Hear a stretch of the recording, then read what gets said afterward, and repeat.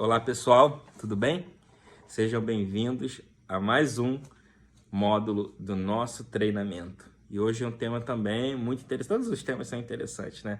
Eu sempre falo, vamos falar aqui de um tema muito interessante, claro, se eles foram selecionados para serem ministrados no treinamento é porque são interessantes, mas não posso deixar de falar, porque como o foco agora é pensando nesse tema, de falar que ele é interessante. Mas o tema de hoje são inspeções submarinas. Falamos sobre ferramentas submarinas e ferramentas submarinas estão adereçadas ao quê? Ferramentas submarinas à operação de intervenção submarina. Mas nós temos também as operações de inspeção.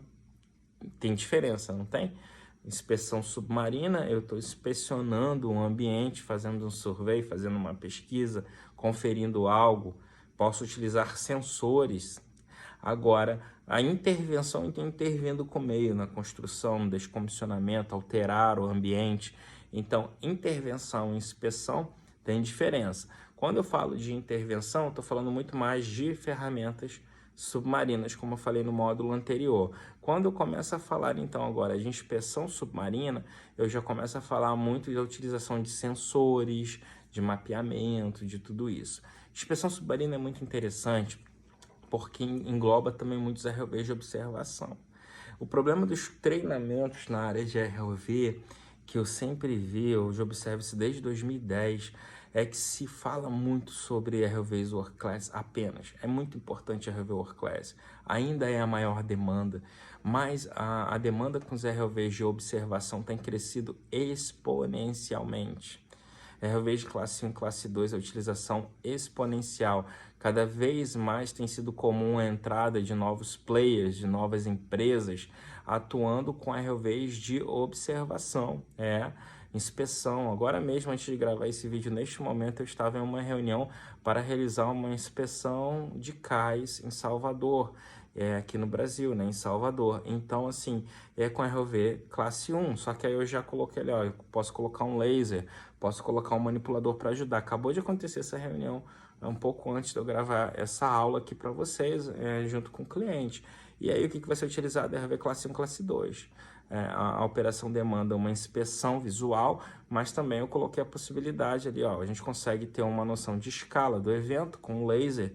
Eu consigo utilizar meu manipulador para utilizar uma régua, uma escala, né, uma régua escalonada, para vermos, né, analisarmos também o tamanho do evento. Olha quanta coisa.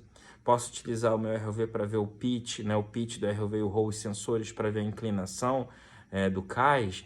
Então, neste capítulo, quando eu falo de ferramentas submarinas, já fica um pouco mais complicado, embora tenha jateador, que eu posso utilizar com ROVs classe 2, eu posso utilizar alguns recursos como uma escova rotativa, existe, limitado, mas existe. Agora, sensores não, quando eu falo de sensores, quando eu falo de inspeção, aí entra com força, tá bom? Para você não esquecer disso. Existe muito mercado para ROV de observação, não só no Brasil, mas no mundo. Ainda existem agências solicitando pilotos especialistas em determinados ROVs de observação.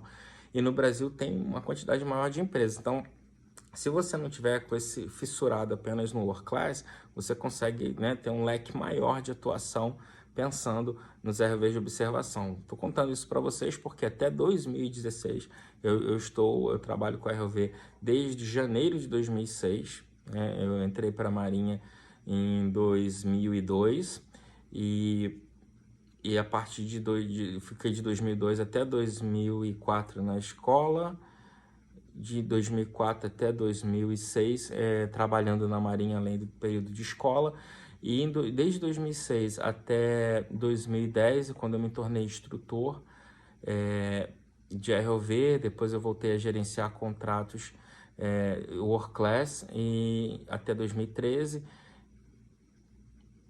e a partir de 2016, não, até 2016 eu gerenciava contratos World Class, e a partir de 2016, essa foi a data, eu tive contato com os ROVs de observação, ROVs classe 1 e classe 2, e viu um mercado em expansão, enquanto o mercado nacional em crise, demitindo, né, amigos meus sendo demitidos que trabalhavam com a ROV World Class, e eu percebi uma alta demanda nos ROVs de observação, o mercado ficando cada vez mais competitivo, mais exigente, mais eficiente, né, não aturando mais, os clientes não queriam gastar mais tanto dinheiro com ROVs World Class, fazendo trabalho do que a observação poderia fazer, e aí eu vi um nicho de mercado muito grande, muito interessante, e empresas de mergulho crescendo, enquanto outras empresas diminuíam, essas empresas de mergulho crescendo porque estavam atuando com a ROV de observação, tá bom?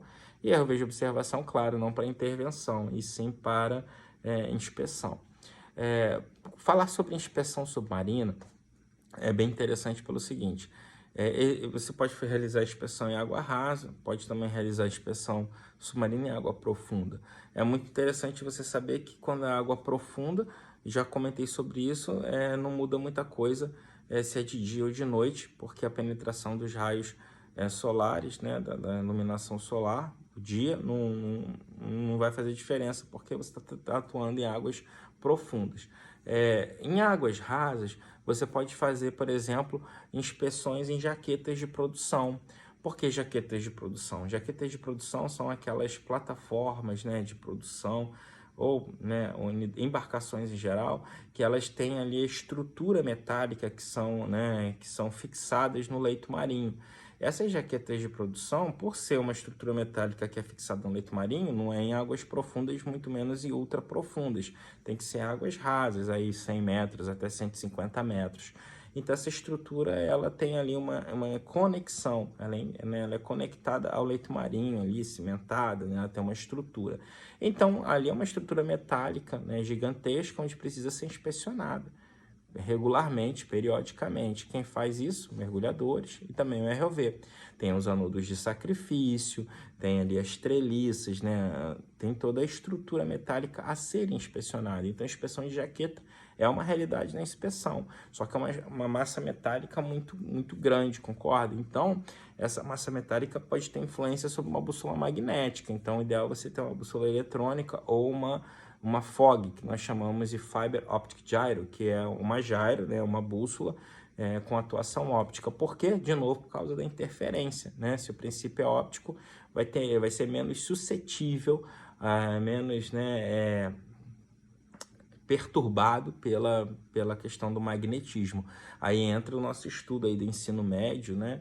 Eu não vou falar que isso é só para eletrotécnico, porque isso a gente aprende no ensino médio, que é eletromagnetismo, potencial eletroquímico, conceitos.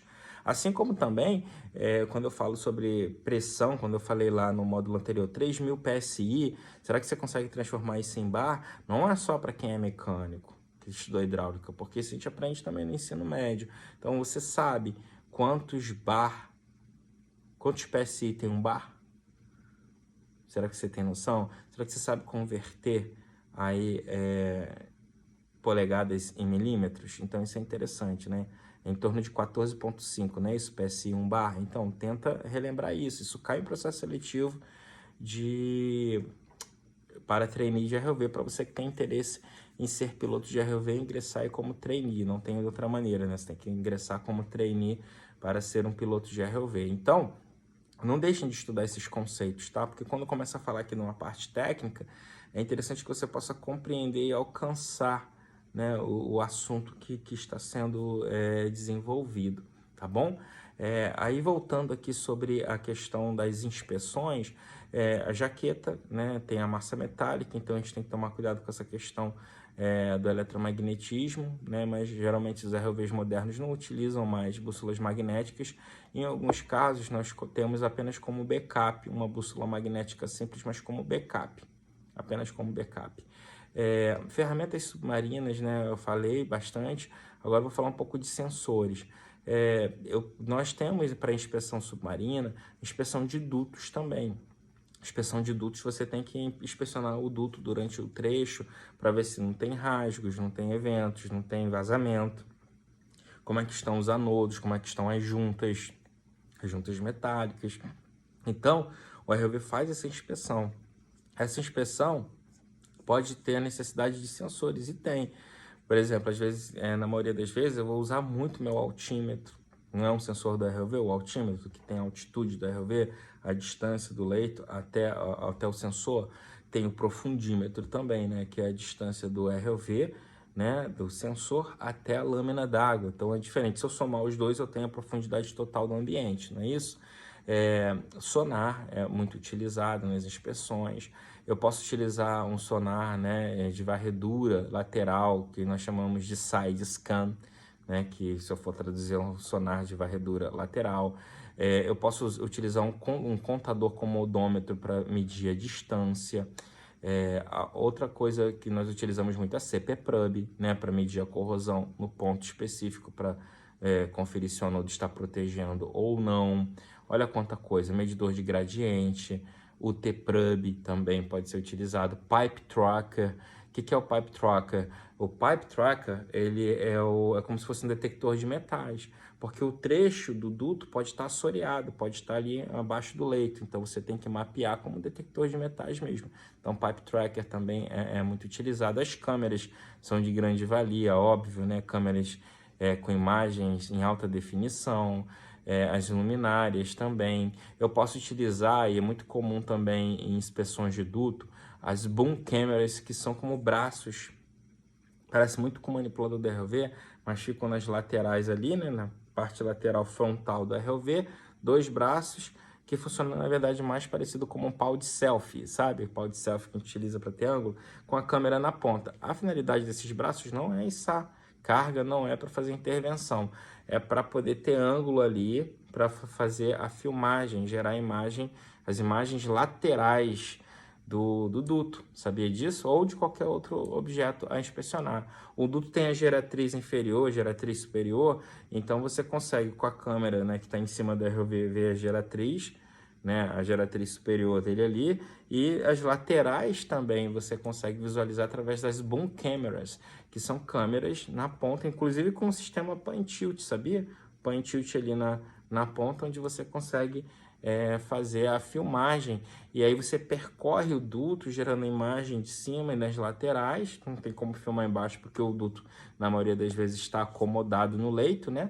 Mas aí você consegue ter ali a filmagem em tempo real de vários pontos, né? Vários ângulos diferentes, e os sensores detectando ali qualquer tipo de anomalia também. Eu já fiz bastante esse tipo de inspeção pilotando, e é bem interessante. Você tem que ter uma velocidade constante, né?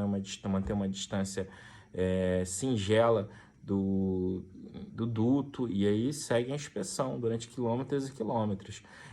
O survey também, né? Eu já fiz bastante survey geofísico, que é quando você tem que mapear uma área, né? Essas inspeções submarinas também são muito comuns. Você mapear uma área antes de toda área que você vai no futuro fazer algum tipo de intervenção, você tem que fazer um mapa, um mapeamento, você tem que fazer um survey antes, ainda quando o ambiente é inóspito, para ver se aquela rota está livre, para ver se não tem nenhum obstáculo, se não tem vida marinha que tenha que desviar o percurso. Então, assim, há meses atrás eu fiz em outro país um survey geofísico, que é também uma inspeção submarina, que a gente estava verificando toda a rota para depois ser lançado através de trencher um cabo de fibra ótica para interconectar continentes, duas ilhas. Então, assim, o survey, essa inspeção submarina é feito totalmente ali daquele ambiente. Além da inspeção visual, o Pipe Tracker passa também, os sensores passam ali para ver se detecta algum tipo de evento, algum tipo de anomalia ou algum tipo de massa metálica no leito marinho, antes da gente partir para a intervenção. Então, o survey, a gente chama de o pré-survey, né? Pre-lay survey, é sempre o antes, né? Esse pré-adiante, é realizar esse survey, ou essa pesquisa, essa análise, essa inspeção, antes de você partir para a intervenção com o ambiente. Então, survey e inspeção é largamente utilizado, né, no sistema, para o sistema de ROV. Então, a demanda tem alta demanda, que é isso que eu quero dizer. Você provavelmente vai trabalhar com isso.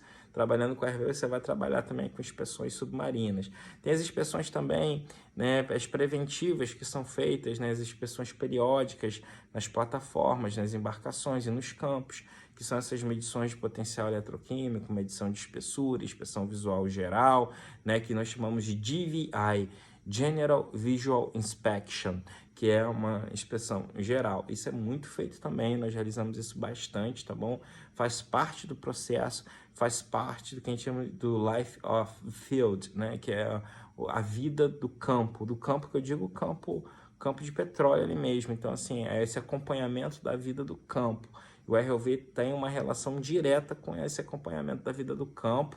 Nós, né, pilotos de ROV, estamos sempre ali atuando também nesse monitoramento, essa é a palavra, nesse monitoramento e acompanhamento da vida do campo, de como que está, né? Para poder minimizar as perdas, mitigar riscos.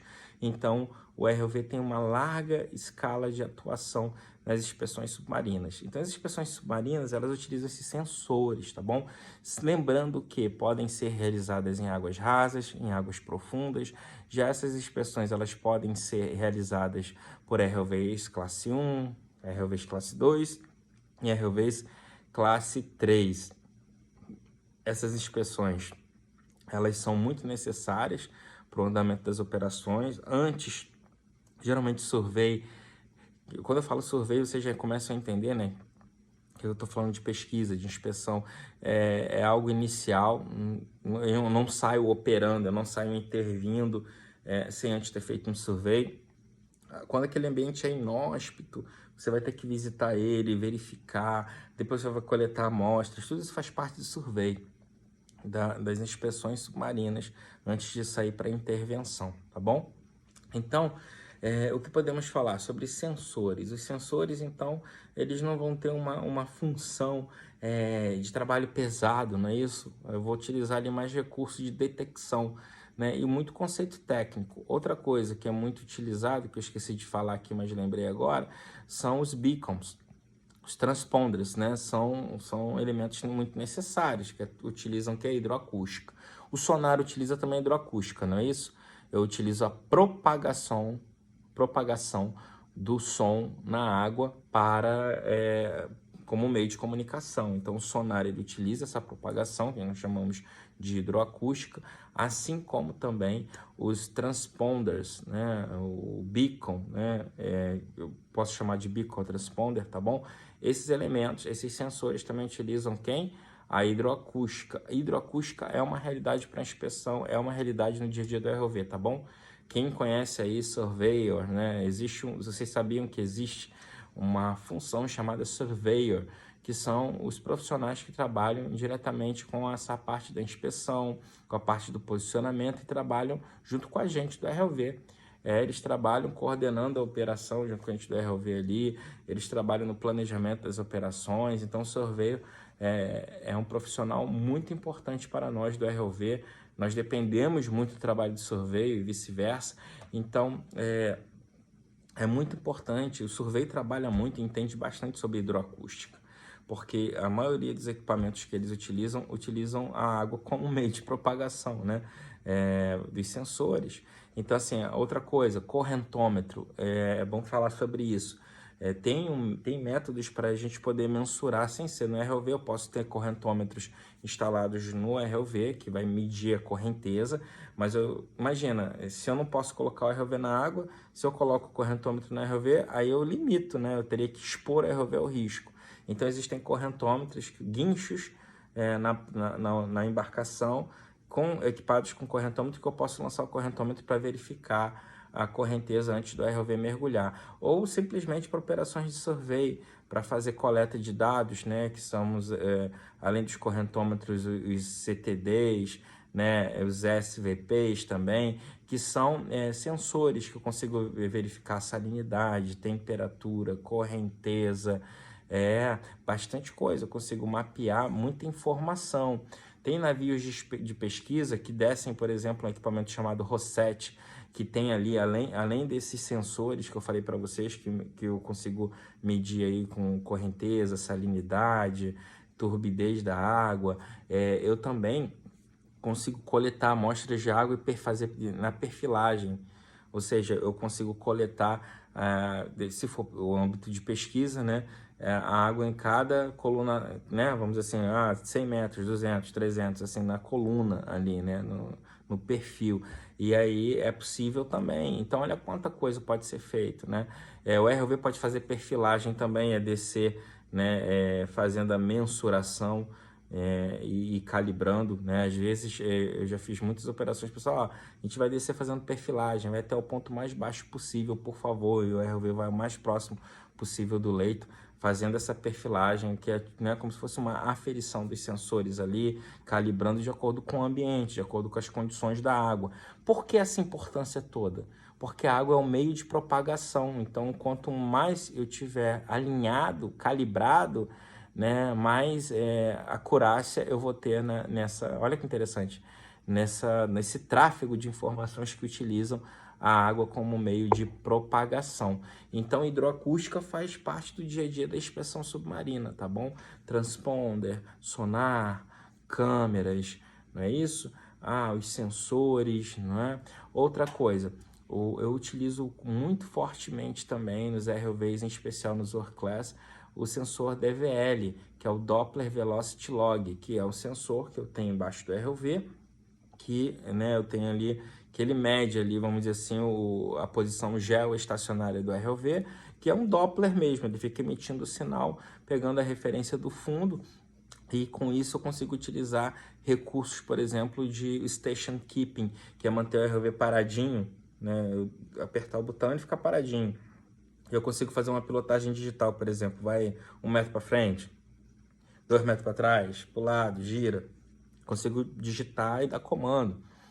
Então, tem que ter um sensor para isso, concorda? Tem que ter alguma coisa que retroalimente para essa informação. Então, nós temos o DVL. O DVL é muito utilizado em inspeções, porque precisa de acurácia, né? O altímetro. Outra coisa que eu não falei, mas que é importante ensinar, e agora é uma boa hora para comentar, é sobre o DigiQuartz. DigiQuartz é o sensor de profundidade, é o profundímetro. Por que o nome é DigiQuartz? Porque ele utiliza cristais de quartzo, que existe uma propriedade aí para você que estuda eletricidade, para você que não estuda, aprenda agora, que é a propriedade piezoelétrica. Sabia disso? Piezoelétrica é a capacidade de cristais tem de gerar eletricidade. E olha que interessante, o ROV utiliza esse princípio que poucos conhecem, até engenheiros eletricistas, técnicos em eletrotécnica desconhecem às vezes, muitos, não todos, muitos desconhecem.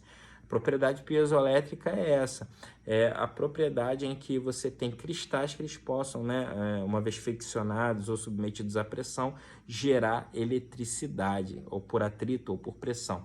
E aí o DigiQuartz é um desses sensores que utiliza esse recurso, né, a profundidade, né, ele mergulha ali, a profundidade entra pelo orifício através da pressão, o quartzo que tem ali, ele gera uma milivoltagem, né, e pode ser interpretado por instrumentos ali, ser transformado, ser calculado, vamos dizer assim, aquela milivoltagem em uma profundidade, porque à medida que quanto mais profundo, mais submetido à pressão, maior o grau da milivoltagem gerada por esse sensor, né? O milivoltagem e miliamperagem também, né? Que é a corrente. Então, olha que interessante. Então, eu tenho um instrumento que mede a altitude, que é o altímetro.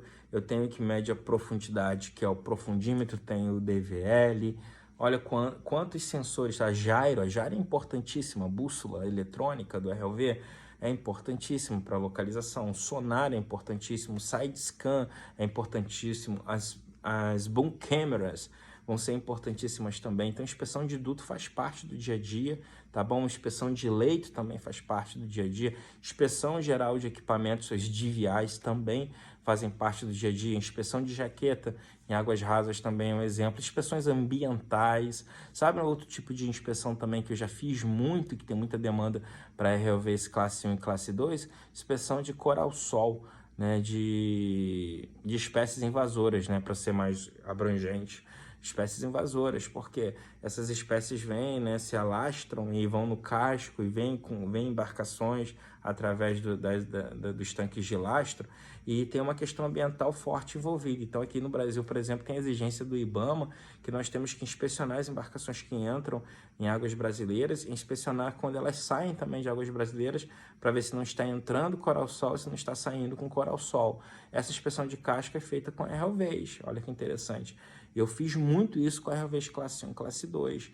Então é uma outra, muita demanda, né? E aí geração de imagem pura. O cliente sempre insiste querendo soluções de intervenção. Tem como limpar, tem como arrancar, tem como tirar, né? Mas isso é difícil para ROV, a intervenção. Porque imagina, com ROV classe 1, classe 2, vocês começam a entender como que eu vou conseguir potência para raspar, para tirar, ainda mais porque eles querem que raspe, tire, mas não fique no ambiente, como é que eu removo? Então, assim, mas é um campo muito vasto para você identificar se tem ou não coral-sol, e daí, então, eles podem seguir com outra solução, com mergulhador, com ROV de intervenção, ou ir para um dique seco e raspar tudo, que é uma opção cara, mas seria definitiva na solução. Então, olha quanta coisa você pode fazer, quantas inspeções submarinas podem ser feitas, seja com a ROV de classe 1 a 3. Eu posso utilizar sensores, eu posso fazer apenas uma inspeção visual simples, como eu posso fazer operações de inspeção muito mais refinadas, com o emprego de sensores e dispositivos com maior acurácia. Então, eu não poderia deixar de falar sobre esse tema, porque eu falei sobre intervenção, falei sobre manipuladores, né, ferramentas submarinas, e tem essa parte da intervenção que é importantíssimo, tem muita demanda, e utilizam sensores, né, muitos sensores, quando não apenas a imagem, tem a larga utilização de sensores também, tá bom? Então, inspeção submarina é algo que tem muita demanda para nós, pilotos de ROV, tá bom? Então, quando vocês escutarem esse termo survey, vocês já entendem que é isso, é uma inspeção, né? É uma pesquisa, né? Survey, se eu fosse traduzir, seria pesquisa em inglês, né? Vocês podem analisar como inspeção, né? Então, assim, vamos fazer um survey dessa área. Opa, vou inspecionar, vou fazer uma varredura, tá bom? Pode ser uma varredura simples, apenas de imagem, como eu falei, mas pode utilizar também sensores, né? Ferramental ali, aí eu uso esse termo ferramental, para ter mais informações mais precisas, informações mais contundentes, que gerem mais conteúdo aí para o cliente tomar as futuras decisões para o ambiente, tá bom? Muito obrigado por ter acompanhado o nosso treinamento, o nosso conteúdo até aqui. Quero agradecer pela paciência de vocês no estudo, espero estar conseguindo passar o máximo possível de informação de maneira informal, vamos dizer assim, de maneira bem despojada, mas essa é a intenção, trazer essa informação para que você possa compreender um pouco, de uma maneira leve, sobre o universo dos ROVs, a capacidade que o ROV pode fazer também, não só entender o que é ROV, onde se aplica, o que ele faz, como faz, por que faz e como, né? Então, muito obrigado, tá? Quero agradecer e, mais uma vez, espero você no próximo módulo do nosso treinamento. Um grande abraço.